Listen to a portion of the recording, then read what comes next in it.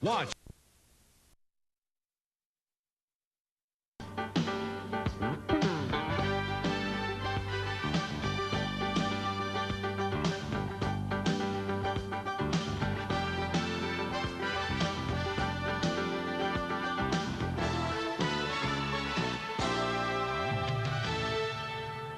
Thank you and welcome to the show this morning.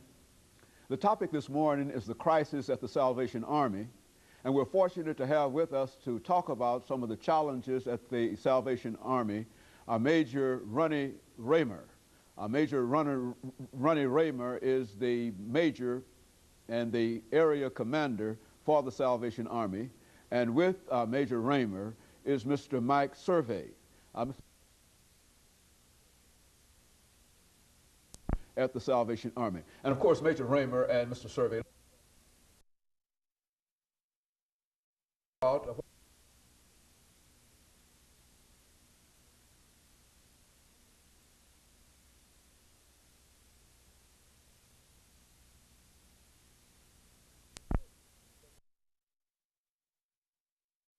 some information about your background, your education, and some of the things that were important in terms of eventually leading the two of you to where you are today. And I think that this is especially important for you, Major RRaymer, because I understand that you are relatively new in this particular area, but certainly you're not new to the Salvation Army. So let's talk about your background and education. Mr. Servais will do the same thing. I was just going to say, the first crisis that hit me was the fact that I've only been here for about 2.5 weeks now, and just trying to figure out where I live and where the office is, and of course all the challenges of that.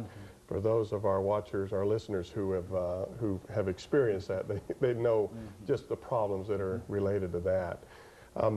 I've been a Salvation Army officer for 21 years now, but I think it's interesting that we have had the opportunity to actually come back to Nashville, because this is actually where my mom and dad met, was right here in this city at a Salvation Army program, and they got married here. In fact, on my dad's side of the family, I have a lot of family members that live right here in Nashville, so in a sense it's like coming home.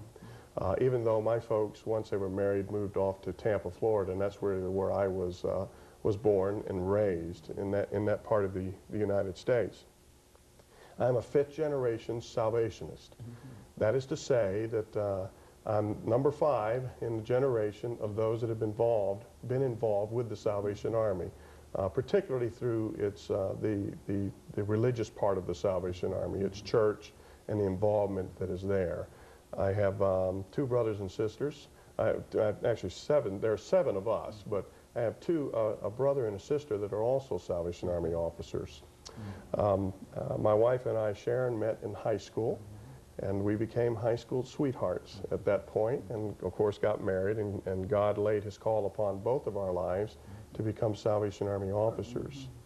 And in 1980, we went to training to become Salvation Army officers, where we spent 2 years in an intense training study, like a seminary, to become Salvation Army officers. Since that day, we've served in several appointments. We were associate pastors in the Salvation Army Church in Miami, Florida. Went from there to be the pastors of 3 churches in Georgia, Toccoa, Georgia, then Brunswick, Georgia, and then Athens, Georgia.